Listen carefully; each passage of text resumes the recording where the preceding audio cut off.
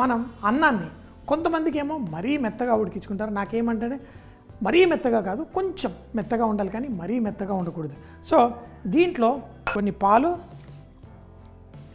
పోసేసి ఫస్ట్ కొంచెం పెరుగు కలిపినప్పుడు చక్కగా కలిసేట్టు మనం ఇందులో వేసేసి దీన్ని పేస్ట్లా చేయకండి. సో దీన్ని కొన్ని పాలు పోసేసి పిసుగుతాం.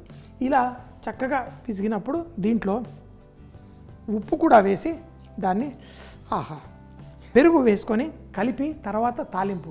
ఈ తాలింపు కూడా సింప్లిసిటీకి చిహ్నం. సో మరి ఈ చక్కటి మీగడ పెరుగు చూడండి, ఇలా తీసి ఇలా వేస్తే ఐస్ క్రీమ్లా ఇలా చూడండి, ఇలా గడ్డ పెరుగు అంటే ఇలా నుంచోవాలి చక్కగా.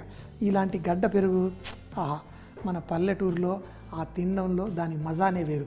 చక్కటి ఆ తీయటి పెరుగుతోటి మనం దద్దోజనం చేసుకుంటే దాన్ని మించిన మరొకటి ఏమీ లేదు.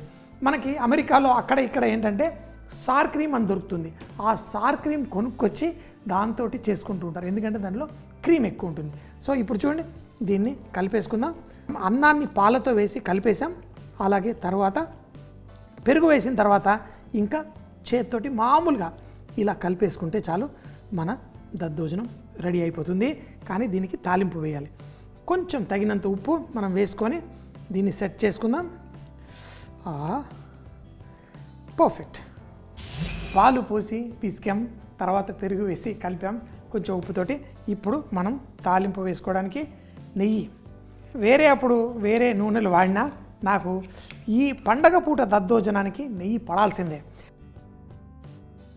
మన నెయ్యి వేడెక్కిన వెంటనే దీంట్లో ఆవాలు చిటపట్లాడుతూనే మంట తగ్గించేసుకుంటాను. మనకి దద్దోజనంలో మంచి ఫ్లేవర్ తీసుకొచ్చేది ఎండుమిరపకాయలు కూడా. అస్సలు కాంప్రమైజ్ అవ్వకండి. మంచి సువాసన కలిగిన ఆ ఎండుమిరపకాయలు వేసి తర్వాత మనం కొంచెం జీలకర్ర. ఇప్పుడు చూడండి, ఆ వేడి కూడా కొంచెం తగ్గేలా నేను ఎలా చేస్తున్నాను. ఇందులో మనం కొంచెం శనగపప్పు, కరకరలాడడానికి మినప్పప్పు. ఇది సాధారణంగా అందరూ చేసుకుంటూ ఉంటారు, కానీ ఇప్పుడు ఇందులో మనం బాదాం పప్పు ఇలా అన్నీ వేసుకుంటాను. కొంతమంది ఇష్టపడరు, మరి వాళ్ళకైతే వేయకండి. నాకు ఆ జీడిపప్పు కూడా ఈ దద్దోజనంలో ఇష్టం. సో ఇలా స్లో మంటలో మనం కుక్ చేసుకొని ఇప్పుడు మనకి ఈ జీడిపప్పు లైట్గా కలర్ వచ్చేంత వరకు మనం కుక్ చేసుకోవాలి. మినపప్పుకి మంచి కలర్ వచ్చింది, అలాగే ఈ జీడిపప్పు కూడా లైట్గా కలర్ రానిద్దాం. ఇందులో కిస్మిస్ ఎందుకంటే చిన్నపిల్లలకి కూడా నేను ఇది వడ్డిస్తున్నాను ఈరోజు, కాబట్టి ఆ చిన్నపిల్లలకి కిస్మిస్ ఇవన్నీ వేసుకుంటే తినడానికి చాలా బాగుంటుంది. ఇప్పుడు నాకు ఆ జీడిపప్పుకి కలర్ వచ్చింది అంటే నాకు ఇది రెడీ అయినట్టు. కిస్మిస్ చూడండి, చిన్న చిన్న బుగ్గల్లా ఉబ్బిపోతుంది. So perfect. చూడండి, ఇప్పుడు ఆ కిస్మిస్ కూడా లైట్గా కలర్ మారే లోపల సన్నగా తరిగిన అల్లం, ఇందులో పచ్చిమిరపకాయలు, అలాగే కరివేపాకు. అయితే చిన్న ఆకున్న కరివేపాకు తెచ్చుకోండి, కావాలంటే తుంచేయండి. మంట కింద బందేసి దీన్ని టాస్ చేసుకోండి. అయితే ఈ తాలింపుని ఫుల్గా ఇలా వేడిగా ఉన్నదాన్ని మీరు డైరెక్ట్ వేయకండి. కొంచెం చూడండి, లైట్గా ఇలా చల్లార్చుకుందాం. తర్వాత మనం కొంచెం దానిమ్మ గింజలు, ఇప్పుడు దానిమ్మలు మార్కెట్లో ఫుల్గా ఉంటాయి, అందుకని చెప్పేసి ఆ దానిమ్మ గింజలు తీసుకొచ్చి మనం దీంట్లో వేసుకోవాలి. చూడండి, రెడీ. ఫుల్గా ఇప్పుడు దీన్ని చూడండి. తర్వాత కొంచెం పొమగ్రనేట్ దానిమ్మ విత్తులు అలా వేసుకుంటాం, ఎందుకంటే ఈ దానిమ్మ విత్తులు ఆ రంగుకి, ఆ వైట్ దానికి చక్కటి కాంట్రాస్ట్ కలర్ మన ఈ దానిమ్మ గింజలు. చూడండి, రెడీ అయిపోయింది మన దద్దోజనం అయితే రెడీ చేసుకున్నాం. మరి పులిహోర కూడా చేసుకుందాం. పులిహోర ఈరోజు కేవలం చింతపండు పులిహోర కాదు, దాంట్లో నిమ్మకాయ కూడా వేస్తాను. అయితే దీనికి కొంచెం పులిహోరకి నూనె మనకి కరెక్ట్గా వేసుకోవాలి. నూనె తక్కువ ఉంటే మళ్ళీ పులిహోర మనకి తిన్నట్టు ఉండదు. సో నూనె కరెక్ట్గా వేసుకొని ఆల్రెడీ అన్నాన్ని మీకు నచ్చిన రైస్తో ఉడికించి పెట్టుకోండి.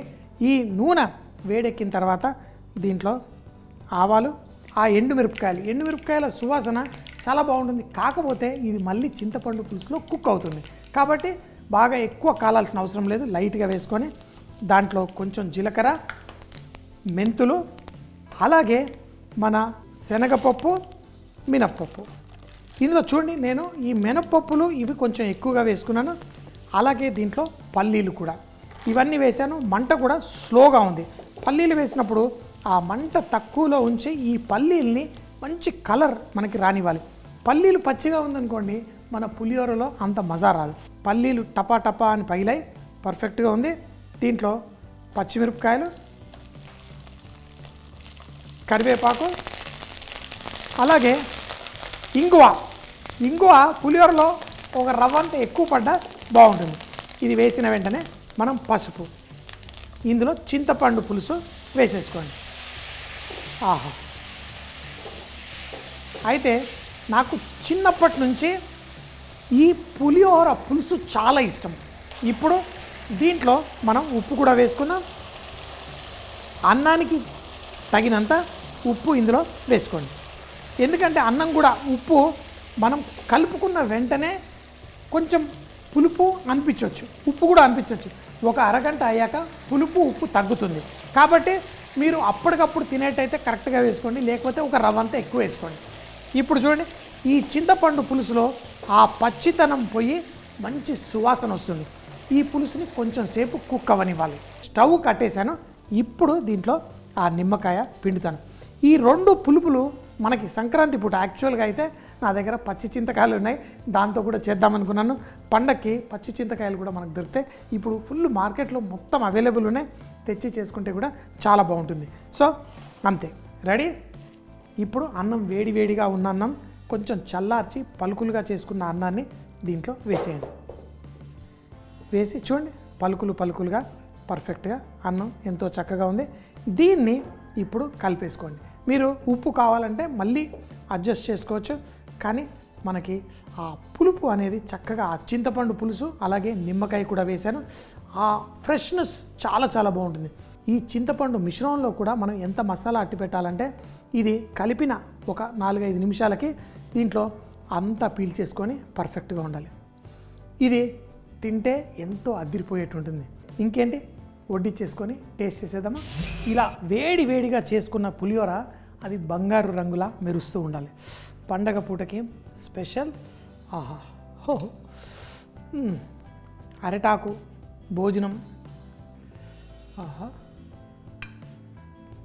అలాగే దద్దోజనం.